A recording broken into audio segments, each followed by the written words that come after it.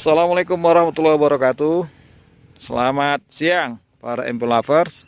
Hari ini kita ada di Tanah Karo. Saya tidak mau ngebahas selfie hari ini. Kebetulan memang kita tetap ada di lahan selfie.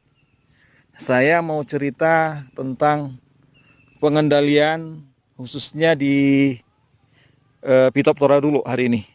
Nah, ini tanamannya kemarin dengan cuaca yang sangat ekstrim sempat terkena Phytophthora.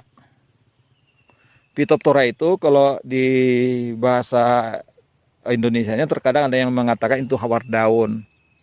Kalau di Tanah Karo ada dibilang dikatakan meseng. Kalau di daerah Simalungun atau dikatakan malotup.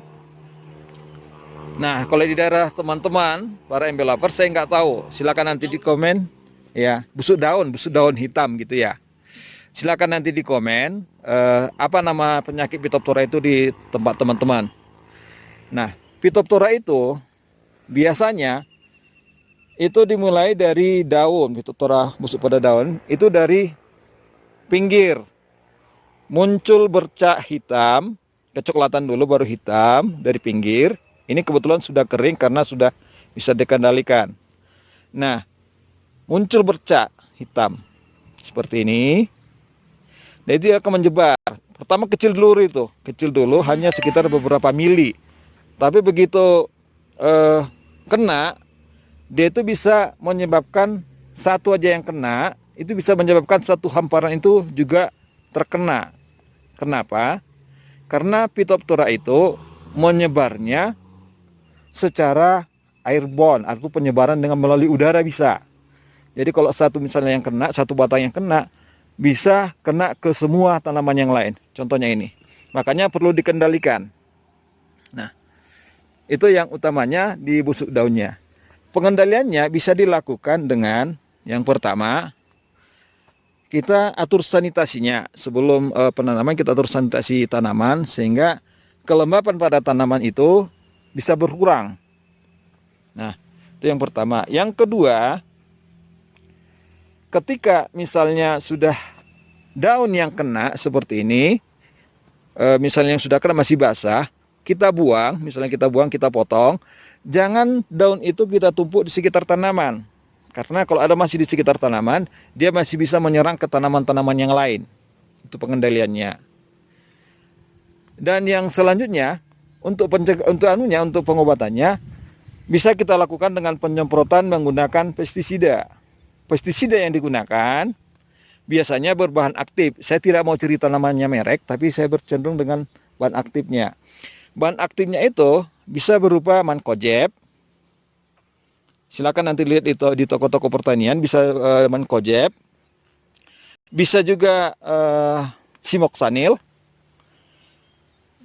Habis itu bisa juga klorotalonil. Habis itu heksakonazil yang ada jol-jolnya. Nanti untuk masalah bagaimana takarannya bisa nanti dilihat di situ. Nah, kalau ini dibiarkan, biasanya kalau dibiarkan hama Phytophthora ini menyebar, bisa menyebabkan tanaman tidak panen. Nah, contohnya ini yang di ladang Pak Imel ini kebetulan ada petaninya Pak Imel. Gimana kemarin dengan Pak Marsa. Pak Marsa? Gimana kemarin pengendaliannya Pak dengan Phytophthoranya di sini? Dari Imam Maret. Pengendaliannya Iya, gimana kemarin penyemprotannya? ya hampir tiap hari lah. Tiap hari ya? Iya. Ekstra kuat ya? Apalah, seminggu 3 kali. Seminggu 3 kali. Oh, ya. Menggunakan bahan aktif apalah. Ganti-ganti yang sistemik, kontak langsung pakai. Begitu ya. Nah, dia harus bergantian terus. Ya. Tapi bisa dikendalikan. Bisa dikendalikan. Oh, jadi para MB lovers, ini Pak Emil ini sudah nanam selfie yang keberapa kali nih Pak? Ya, sudah berapa kali ya, bulan lama. Yang pertama di merek lah, di Tanah Karo. Tahun berapa itu? 2015. 16 Kita gitu ya. Sudah sekitar 6 kali lah. 6 kali, tidak pernah beralih. Enggak, belum pernah. Komentarnya terhadap selfie aja gimana Pak Emil? Lumayan bagus. Buahnya pun banyak. Banyak ya, besar ya, keras ya. Keras. Ya. Nah, ini kebetulan saya ada di lahan Pak Emil di Tanah Karo, lagi nanam selfie. Berapa ribu batang Pak? 11.000 batang. Dan yang ini sudah ada panen yang kelima ini Pak ya. Yang di ujung sana ada panen kelima. Di ujung udah panen 5 kali.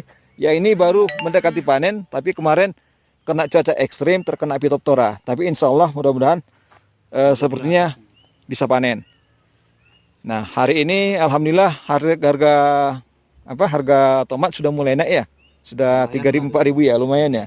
3.000 4.000. Ya, mudah-mudahan walaupun kondisi corona seperti ini, kondisinya tetap kita ada di ladang untuk menyiapkan sayuran-sayuran untuk para rakyat Indonesia. Tetap semangat. Silakan Anda tetap ada di ladang, di rumah, biar kami yang menanam tetap dengan selfie-nya. Demikian dari saya hari ini, dari Merek, dari Tanah Karo. Silakan di komen, di subscribe. Nanti selanjutnya akan kita lakukan rubrik dengan penyakit yang lain. Apakah misalnya pemupukan, atau misalnya contohnya nanti ini seperti ada alternaria. Nah, mungkin seperti ini alternaria. Kalau alternaria itu dimulai dari bintiknya di tengah dan yang lain-lain. Makanya jangan lupa tetap subscribe biar Anda mendapatkan info-info terbaru dari Mutiara Bumi. Terima kasih. Wassalamualaikum warahmatullahi wabarakatuh.